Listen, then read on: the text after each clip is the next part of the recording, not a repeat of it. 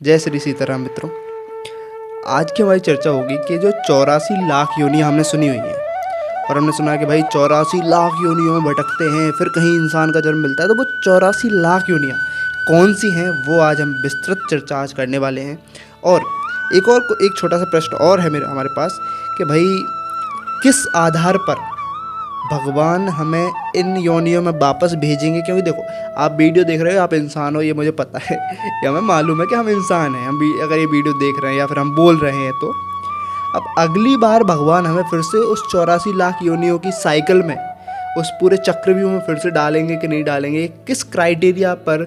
या फिर हम कहते हैं ना कि हमें कोई कॉम्पिटिशन एग्जाम देना होता है तो हमें पता होता है किस क्राइटेरिया पर सिलेक्शन होना है, तो हम उस क्राइटेरिया को समझते हुए तैयारी करते हैं तो भाई अपन को इस रैंक पे आना है, अपन को ये क्राइटेरिया कट ऑफ पार करना है। तो वो कट ऑफ क्राइटेरिया भी हम समझेंगे कि हमारा अगला जन्म, हमारी अगली योनि, हमारा फिर से इस साइकिल में आना नहीं आना किस चीज़ पर निर्भर करता है, और हम किस योनि में जाएंगे ये किस चीज़ पर निर्भर करता है।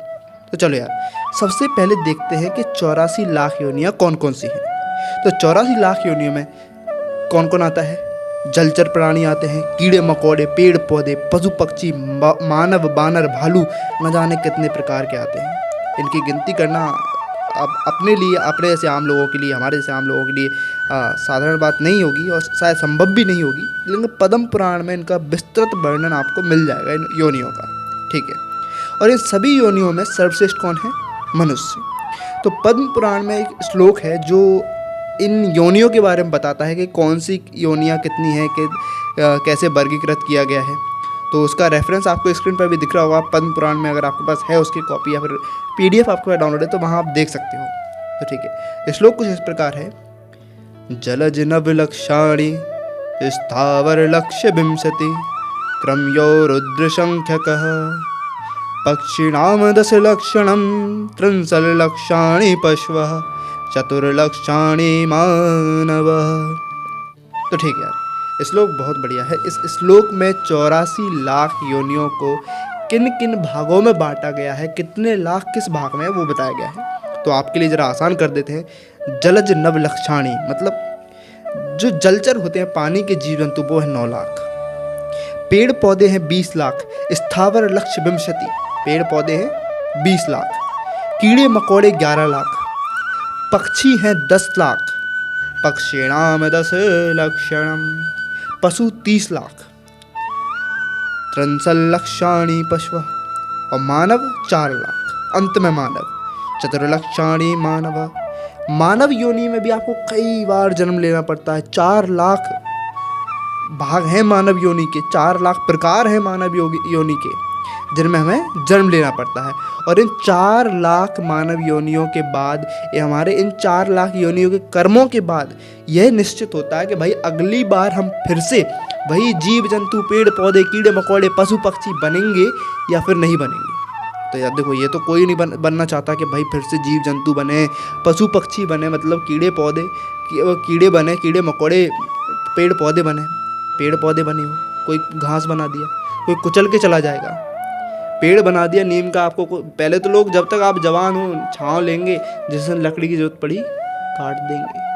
जिस दिन आप जिस प्लॉट में खड़े हो बिच गया, मालिक आएगा, घर बनाएगा, काट देगा। मुर्गा बना दिया आपको। तो भाई जैसा कि हम देखते हैं आजकल के कुछ क्रूर लोग, विधर्मी लोग, कुकर्मी लोग ऐसे हमारे जीव जंतुओं की हत्या कर देते, निर्मम हत्या कर देते हैं।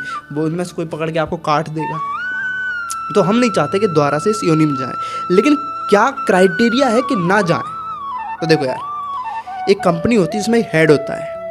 हेड क्या करता है? देखता है कि भाई कौन सा एम्प्लॉय क्या कर रहा है, किस एम्प्लॉय की कैपेबिलिटीज़ क्या है, कौन सा एम्प्लॉय क्या क्षमता रखता है, किस एम्प्लॉय में क्या कार्य क्षमता है। मान लो एक व्यक्ति है, वीडियो एडिटिंग अच्छी करता है, तो उसे हेड क्या करेगा? अपने एडिटिंग वाले डिपार्टमेंट में भेज देगा, तू भाई कंपनी के एडवर्टाइजमेंट एडिट कर।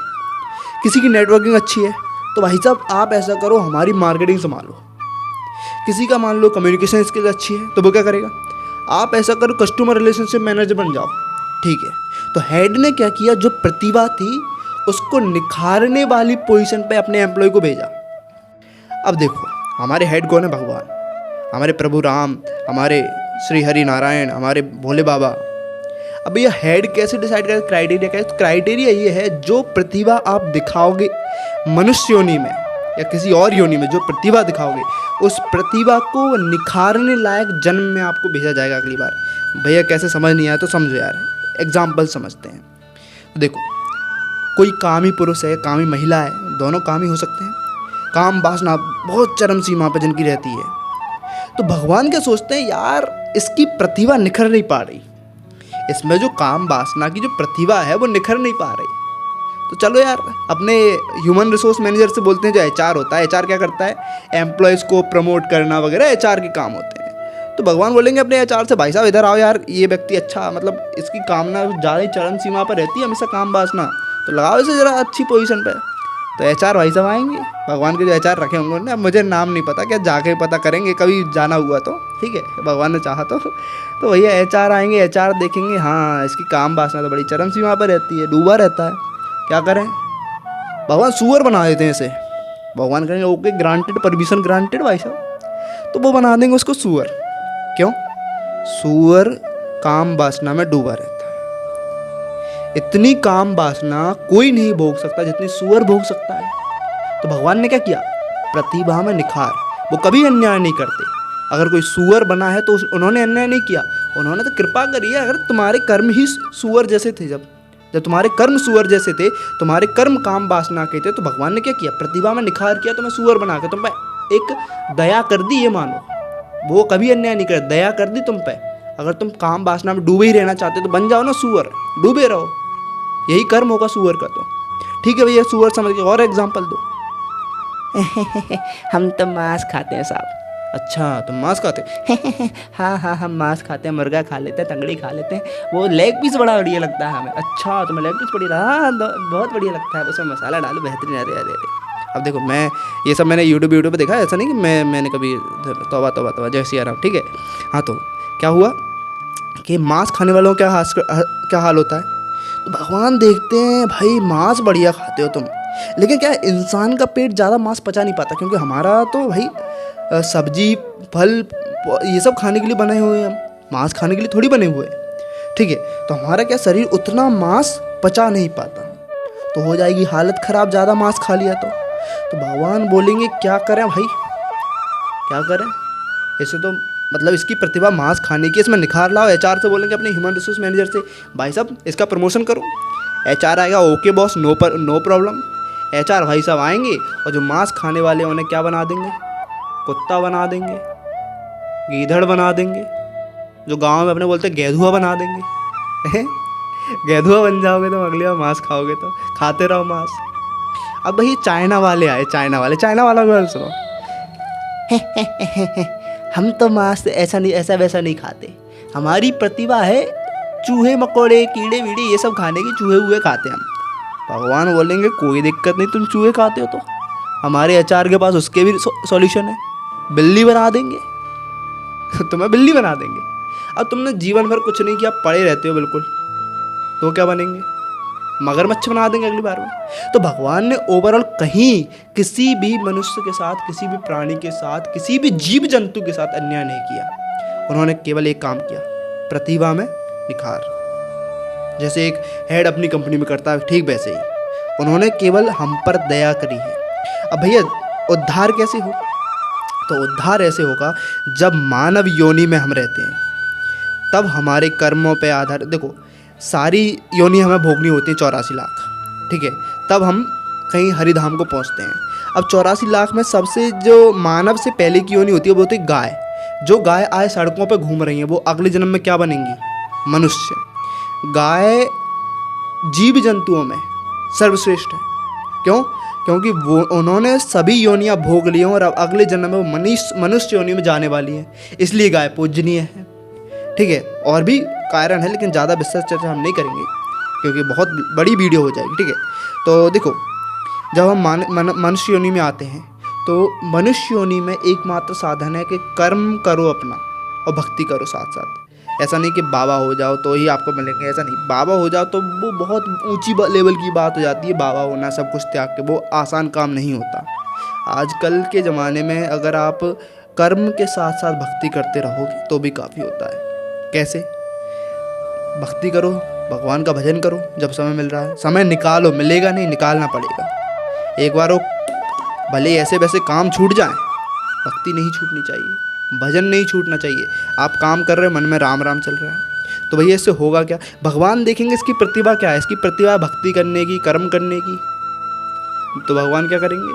भगवान HR से बोल लेंगे भैया अपने यहाँ भी स्टाफ चाहिए, क्यों स्वर्ग में भी स्टाफ चाहिए। तो भगवान क्या करेंगे? बुलाओ इस जनाब को ऊपर, इन महोदय को ऊपर बुलाओ, इन्हें अपने एम्प्लॉय बनाओ, अपने स्वर्ग में रखो। क्यों? इनकी कार्य क्षमता जो है भक्ति करने की, उसकी प्रतिभा में निखार आएगा स्वर्ग में आकर। हमारे संत हैं, हमारे सभी पूज्य संत पूर्णतः भगवान में, तो वो पूजा करना ही उनका कर्म है। ऐसा नहीं उन्होंने कर्म छोड़ दिया ना, पूजा करना ही उनका कर्म है। हमारी सृष्टि का मंत्रों से भला करना ही उनका कर्म है। लोगों को सद्मार्ग पर लाना उनका कर्म है, तो वो काम कर रहे हैं। तो कर्म वो भी कर रहे हैं। ऐसा कुछ लोग कहते हैं सब छोड़ दिया, कर्म छोड़ दिया, भगवान की पूजा कर रहे हो, कर्म ही नहीं करते। नहीं, वो कर्म कर रहे हैं, तुम्हें नज़र नहीं आता, विधर्मियों को नज़र नहीं आता, बस वो बात अलग है। तो भाई ऐसा ही है, जो अच्छे काम करेगा, जो भगवान का भजन करेगा, भगवान उसे अपने उसकी प्रतिभा को निखार लाने के लिए कहाँ बुला लेते हैं? हरिधाम, अपने चरणों में। तो यही सार है पूरा जीवन का, कि आप डिसाइड करोगे कि अगली बार क्या बनोगे आप। हम डिसाइड करेंगे अगली बार हम क्या बनेंगे। कोई और डिसाइड नहीं करेगा, कि कोई और तय नहीं करता आप क्या बनोगे। भगवान केवल प्रतिभा में निखार लाते हैं। उनसे बढ़िया ना तो कोई हेड है किसी कंपनी का, ना ही हो सकता है। ठीक है, तो आज के लिए इतना ही यार। सभी आप सभी का, अगर आप अभी तक सुन रहे हो, देखो हमारे लिए ये इम्पोर्टेंट नहीं है, ये ज़रूरी नहीं है कि कौन और कितने लोग हमें सुन रहे हैं। हमारे लिए ये इम्पोर्टेंट है, ये ज़रूरी है कि वीडियो बनाने के माध्यम से या फिर यूँ कहे बोलने के माध्यम से हम उस चीज़ पे थोड़ा बहुत पढ़ने का लालायित रहते हैं कि भाई ये हमें बोलना है, तो हम इसके बारे में पढ़ें। तो कहीं ना कहीं बार बार प्रभु का नाम उसे पढ़ते में हमारे जुबान पर आता रहता है। तो बस यही कारण है, ठीक है।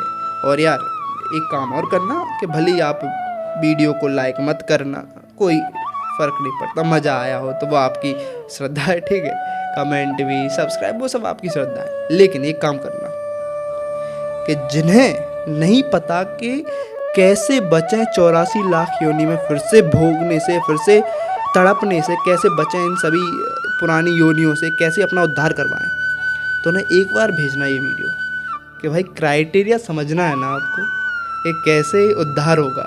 तो क्राइटेरिया यहाँ हम समझ सकते हैं। तो आज के लिए इतना ही। प्रभु श्री राम का धन्यवाद, हमारे गुरुदेव का धन्यवाद, बालाजी का धन्यवाद कि हमें ऐसी सामर्थ्यता दी कि आप सबके सामने बोल पाए, आपके लिए बोल पाए।